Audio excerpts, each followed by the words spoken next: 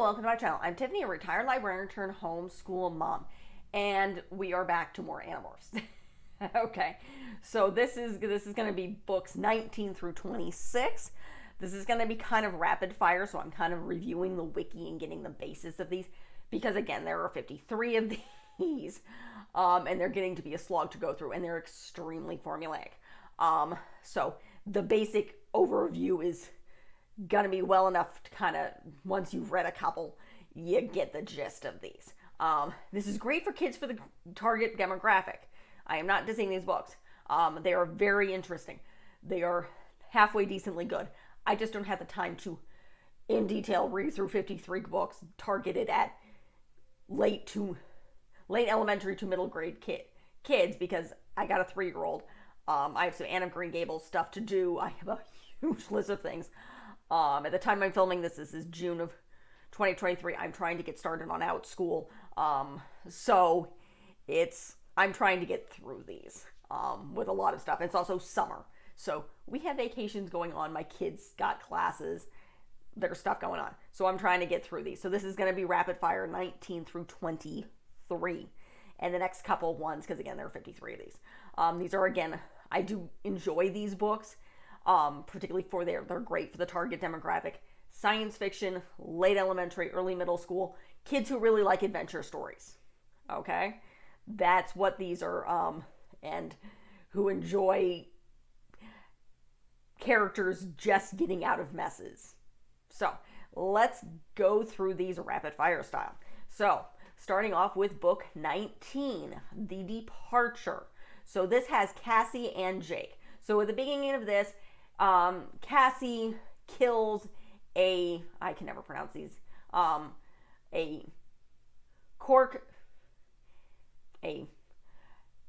controller in the body of a Hork-Bajor, which is the Yeerk's heavies, as you hinted. And so, but she's depressed about it, she's sick of it, she tells the group she wants to stop being an Animorph. Jake makes her promise not to morph again. They're upset about it, but free will kind of thing. She's out riding in a horse. She spots a girl being chased by an angry bear. She pursues him. She gets knocked off her horse. She's rescued by this girl, who's Karen, who's actually a controller. The Yeerk inside her was the sister of the creature that she killed. And so they basically make a deal. If this controller gets out of this young girl's, Karen's, head, Cassie will be a caterpillar forever. So this is kind of what happens. And she's trapped as a caterpillar. Jake eventually find Aftrain, that's the name of the creature, back in Karen's body, and Cassie's a caterpillar. So they're obviously enraged. They want to kill Karen, and extract vengeance, but Jake listens to her, hears her out, and lets her live. Cassie spins a chrysalis, turns into a butterfly. Basically, they're saddened that she's no longer human and a butterfly. But Axe sees this. It's like she's transformed. So, by technicality, was basically she naturally morphed. Therefore, her time was reset. So, Cassie's able to transform back into a human. And she tells her parents she was lost in the forest for 3 days and survived off mushrooms. She becomes subject to the media, but it eventually dies down. And the Yeerk keeps her promise. So that's the gist of this one. So next, moving on to the next one. So this is book 20. This is the Discovery. So this is Marco. So in this one, Marco's the, how do you explain this? Casanova of the group. He likes to flirt with girls. So this is the first, I think, This is the first book in these weird. There's like 3 books where they're dealing with this kid who gets a hold of the box that transformed them. He becomes an Animorph. I don't know if this. No, this isn't quite yet. Yeah, no. He finds a kid. Yeah, finds a kid carrying the morphing cube, and he introduces the new boy's name is David. So yes, this is the start of these books, and they have to get the cube back because this is the thing that provides morphing. Why not? This was left behind and for so long in this abandoned area, but this, I think it was construction site for so long. It makes no sense to me. Eventually they raid David's house in Bird of Prey Forest, but they can't find it. Topus is temporarily dazed. Marco is attacked by David's cat. Eventually they have to, basically David's threatening to expose them. They're not quite sure what to do with David. Eventually they agree to have David turn into an Animorph. Unfortunately, he's not a good dude. He likes killing. He disobeys Jake quite frequently. He's attacking things, and essentially he's a problem. And that basically they have to hide their Animorph DNA, and they have to deal with David. So that's how this one ends. And this is, I think, the next 3 or 4 books deal a lot with David. So next book, The Threat. So this is book 21. This is Jake. So this is what's going on. This is kind of the plot summary. So they have fallen from this blade ship. You have Jake, Marco, David, Cassie, and Axe. They're rescued by Rachel and Tobus. They still have to infiltrate this Marriott resort, which is where Vassar 3 is trying to infiltrate a whole bunch of world leaders, because again, they're trying to take over the world. So let's see. Apparently his brother Tom and their obnoxious cousin Sadler has been gravely injured in a car accident, and so they were leaving to spend time with his parents. So Jake is basically being left alone. David disappears from Cassie's barn because they're trying to teach him. Jake tries to track David down. He morphs into an eagle. Jake threatens David, adds that he would be dealt with. Basically, they're threatening to kill him if he doesn't behave. They try to infiltrate the resort. They infiltrate the banquet room. They notice holograms are in place. They end up being, it was a trap by Vassar 3. David is willing to out them, but then when they realize that a lot of the Vassar 3 created more holograms of backup, he switches back, he deflects back, and they're able to get out of there. But Jake privately orders the Animorphs to pretend to basically accept David's story because he's lying. So they don't trust him. He's obnoxious, he's dangerous, and they're basically, and then of course there's a whole situation where David runs off. They try to infiltrate him. He thinks he kills Tobus, so now they're all pissed off.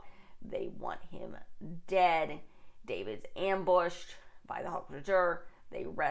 Axe rescues Jake when they're doing this whole disaster thing. David, of course, disappears, and they try to pursue David, and ordering Axe to go find Rachel and get help, because it's just Axe and Jake at this point. And then let's see, how does this end? Yeah. And then David and Jake ended up in a fight on the roof of the mall in lion and tiger form, and David bites Jake's, and essentially he loses consciousness. And that's how this one ends. So these are starting to get at least some cliffhangery. So next, the solution. This is Rachel. This is book 22. This is the second to last book till I finish dealing with, I believe, David. Which oddly enough is the name of the artist. The cover artist's first name is David. So it picks up where it left off. Rachel's woken up by Axe. That David's betrayed them. Jake is in danger. They have to go. Cassie arrives with her parents because they're the zookeepers to help Jake. Cassie is informed by Axe that this is Jake. They have to take care of him. David in Marco's morph, so he's now morphed into Marco, tries to basically be obnoxious and runs off. And then he acts basically. Rachel allows David to morph back into eagle form and leads him on a chase through town. She plans to lure him to power lines, but it doesn't quite work. And it turns out that Tobis, of course, is not dead, and Tobis rescues her. And then David in Marco's morph demands the device, threatening to betray their identities to the Yeerk. Cassie tries to reason with him, but of course not. They make no progress. Davis leaves with Rachel in pursuit, and in a secluded school grounds, Rachel tells him that even if David betrays them, she'll still have time to kill his parents. So basically, she's threatening to kill David's parents as well. And she makes her threat, she releases him.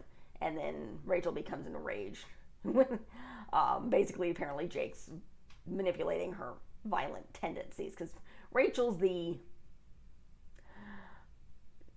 violent one. She's also the one who's a little bit more daring than everybody else. She's the, what word am I thinking here? Daredevil of the group. So they try to formulate a final attempt to doom the Yeerk's plan for the controls, because not only they're dealing with David, but they're still dealing with the Yeerks here. They end up, again, they're still dealing with David. He's coming to attack them. He runs off when they're in whale form and deal with a young boy by the name of Sadler. And then he morphs into him as, let's see.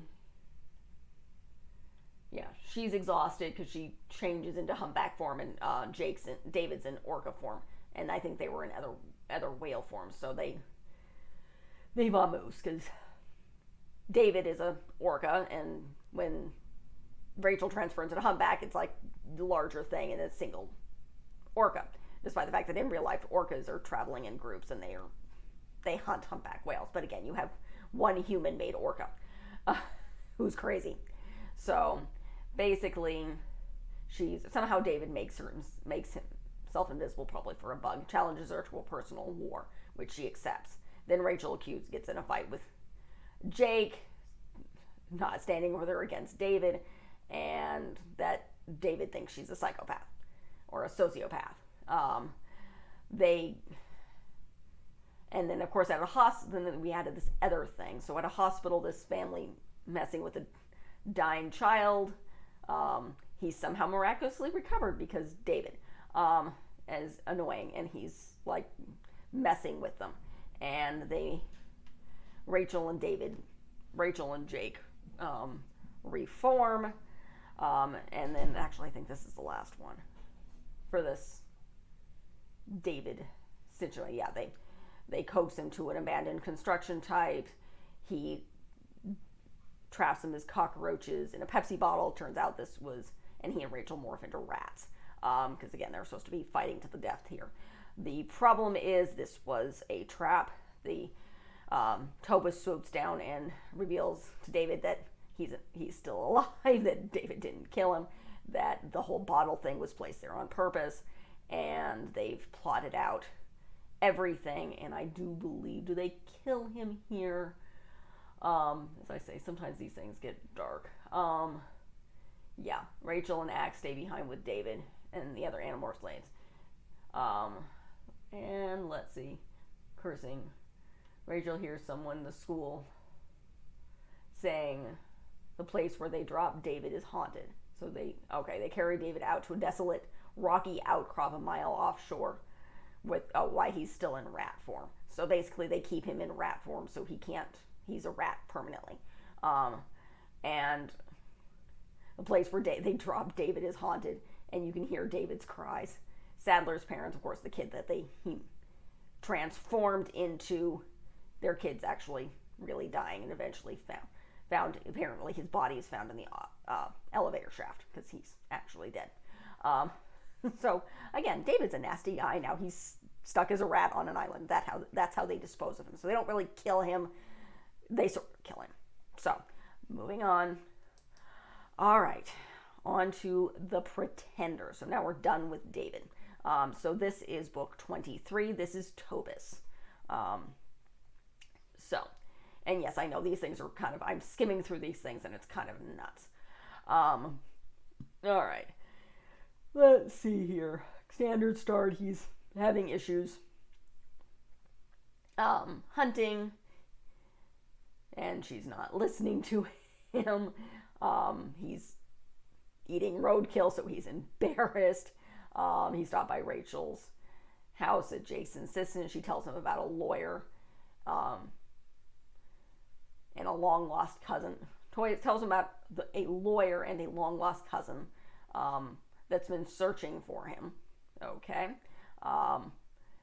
So there's somebody searching for Tobis.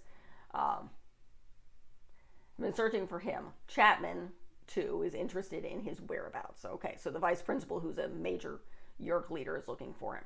All right. Let's see. Let's see what's going on here real quick. Okay. The Harkers are preparing them to fight humans when this war is over.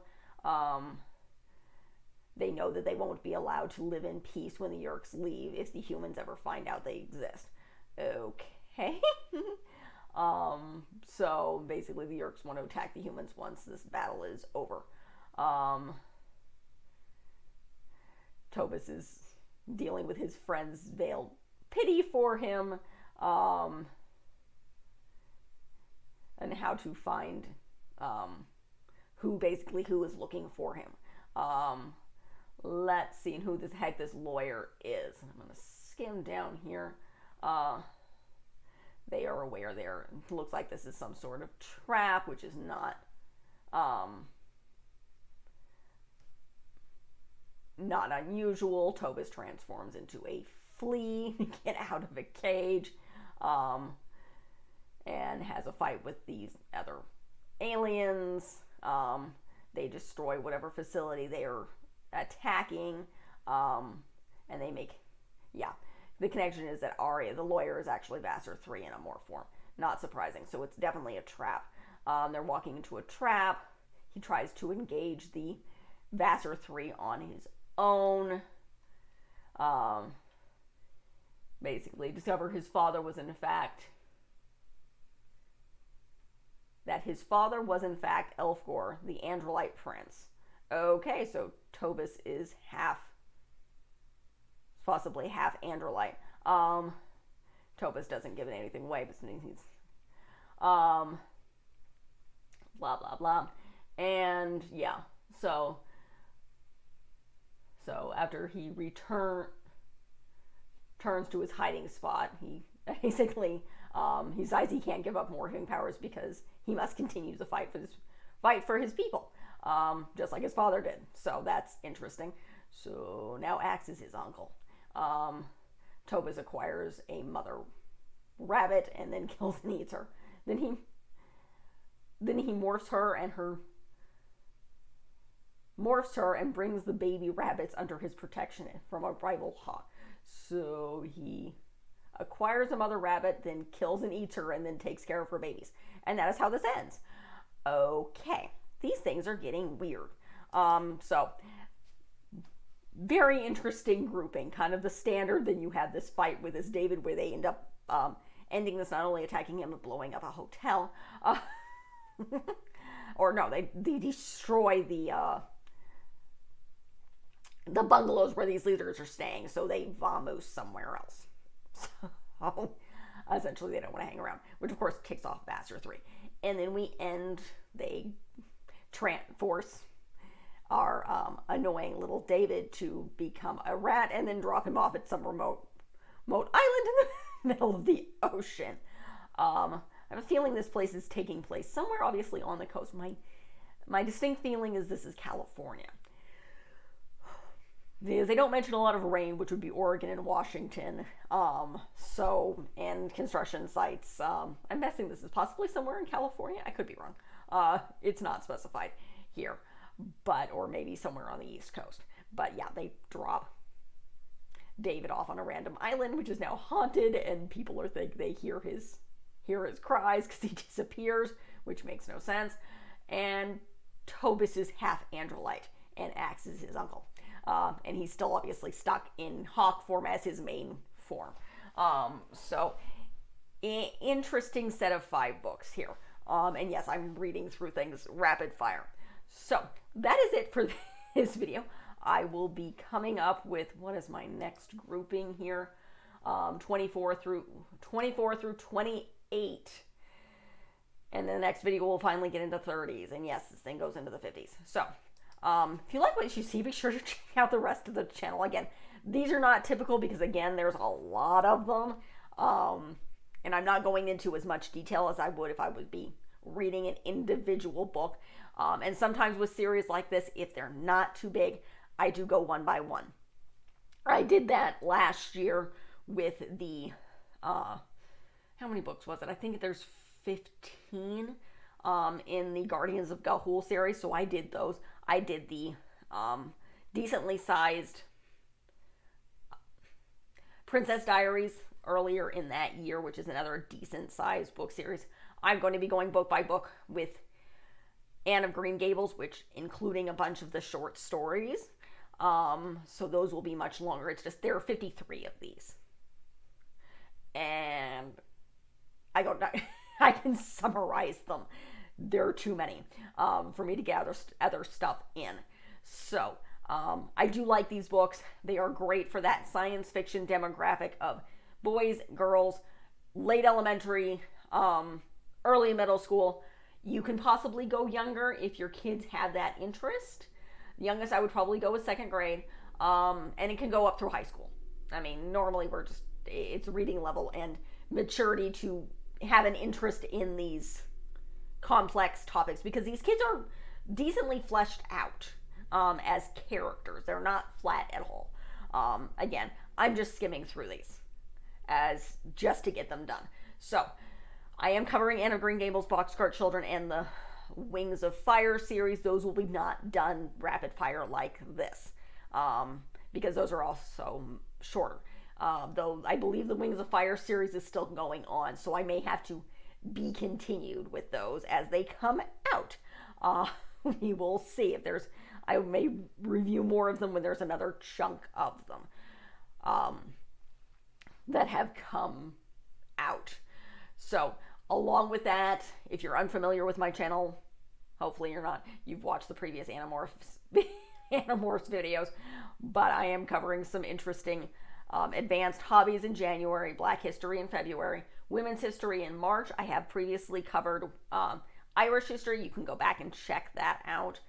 I'm covering the Titanic in April because it's interesting. I'm covering Asian immigration, specifically Angel Island, in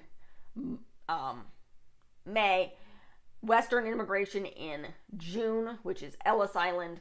I'm covering women's inventors in July. I'm covering cooking stuff in August.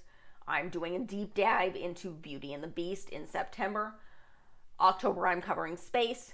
November, I'm doing the Hindu festival of Diwali, and then I'm going to mysteries, individual mysteries in December. And that's followed with a bunch of media that is connected to that. So the media comes out Fridays. So my books come out Mondays. So stop saying that. So like and subscribe, leave a positive comment if you have one. Check out my previous videos. I have a decent library at this point covering Black history, Asian history, Irish history, LGBTQ stuff, vaccine history, and a bunch of other things, including some hauntings and stuff that happened in October and some more classic stuff that I started off with. So, thank you.